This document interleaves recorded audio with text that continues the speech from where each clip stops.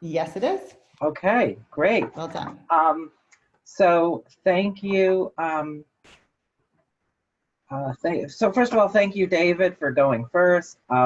Thank you, Kelly, for the song, and thank you, all of you, for showing up in your Hollywood Squares windows. It's great to see you all. I don't know if this makes me an introvert or an extrovert, but it energizes me to see everyone there. On one side of the screen, we have the Torah scroll. That's the way people read what people read from in synagogue. On the other side, we have a marked up and formatted version of the same text by Cantor Linda Sue Sohn, which came out of the work that she actually did for her Master's of Jewish Education thesis. The left side is marked up so that it tells you exactly how to read it, all the cancellation marks, all of the vowels. And on the right side, what is there is, that is really hard to read. That is almost impossible to read. I have read this portion in synagogue and I still couldn't do it again without preparation. And we expect bar mitzvah kids to do it.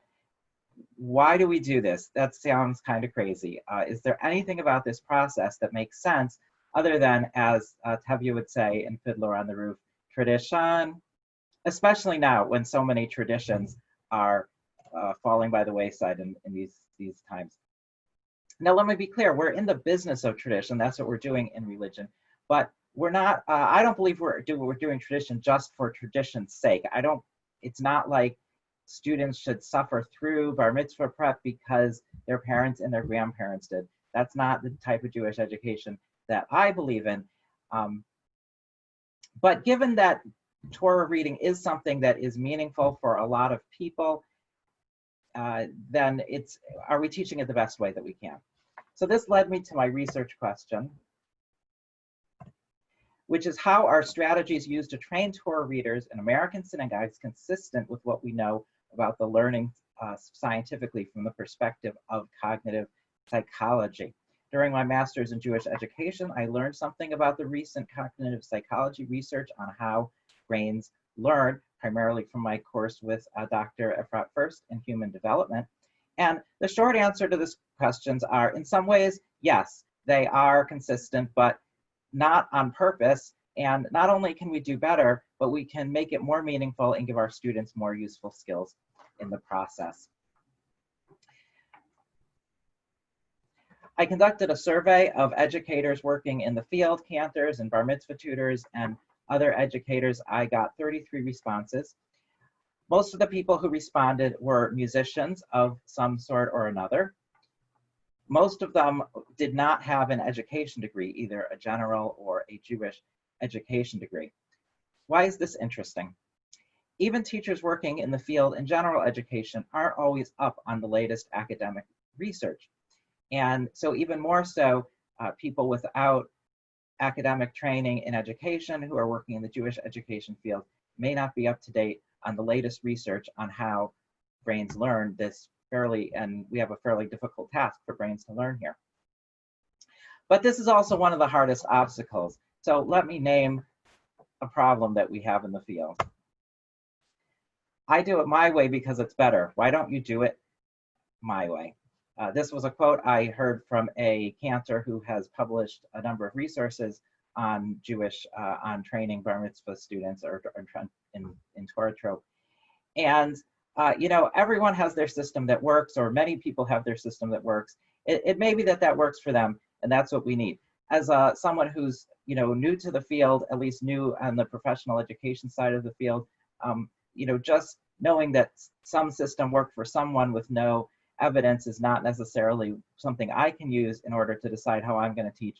And also, I don't necessarily think it's best for the community just to say, it's working for me, so that's the best we can do. I think we want to make sure that we're doing something that is meaningful, providing meaningful experiences to Jews. So to look at what is going on, so this book, Make It Stick, The Science of Successful Learning by Peter Brown, Henry Roediger, and Mark McDaniel. Roediger and McDaniel are Washington University psychology professors. And I was introduced to this book in Dr. First's class. And They list a number of strategies. I'm not going to read them all out now. I would encourage you, if you are a teacher, you need to read this book. If you are not a teacher and you just care about learning and how you learn, read this book. It's really a wonderful book. But we're going to see how a couple of these methods apply to some methods that are used for Torah reading. Okay, color coding. This is the one we're all going to get into an argument about. When I entered cantorial school, I had this idea of color coding where I expected that I would learn the secret method of color coding that made it easy to learn Torah reading. Instead, in my first cancellation class, I saw one of my fellow students who had a very established system of color coding really struggle to do the work. In my survey, 40% of 40% of teachers rated having their students color code as important. On the other hand, I got a really insightful comment from actually another Master's of Jewish Education graduate who works with students with special learning needs, saying that color coding creates too large of a cognitive workload. I tend to agree with this. Learning a set of colors that aren't in the scroll or standard just gives students an extra thing to learn, and having extra things to learn in your brain while you're learning, that's the issue of the cognitive load. That's not really helpful.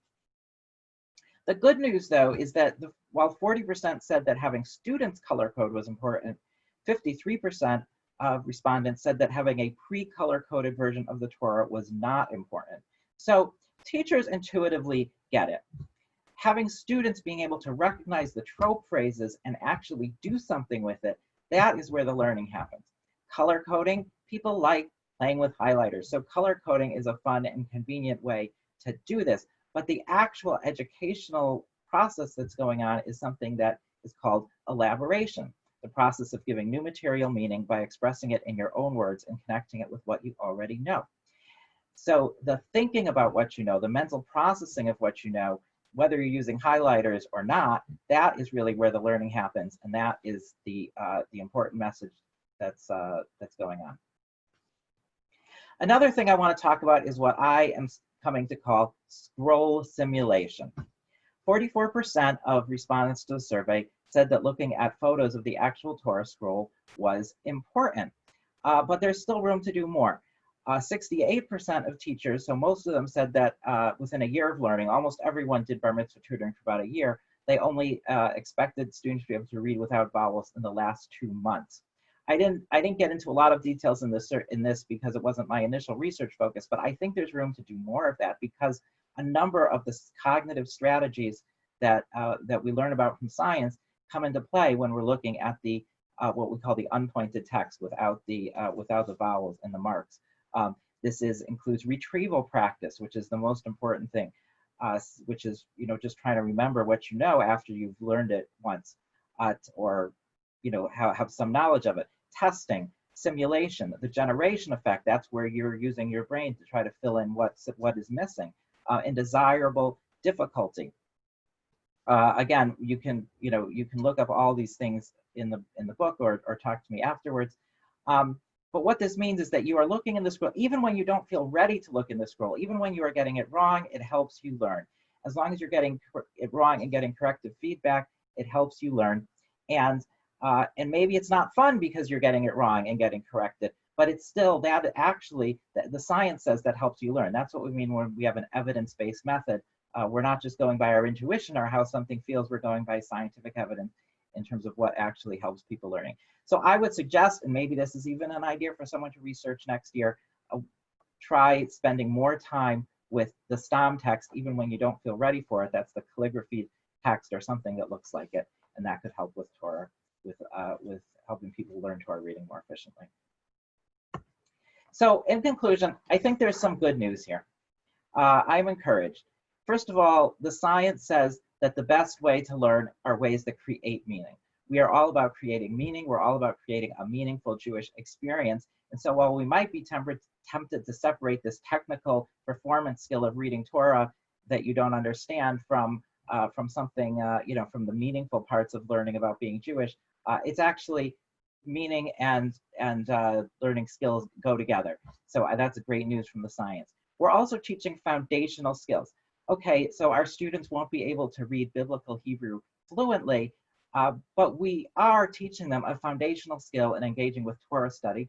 Moreover, we're teaching them study skills, learning skills. We're teaching them how to learn. There's a stereotype that Jews value education, and you know, we usually think that means doctors and lawyers as opposed to rabbis. But I mean, here it is. We are teaching our students how to learn, and I think that we can bring that science of learning to the front of how we teach. I think we can emphasize it, and I think that will help us fulfill our mission as religious educators.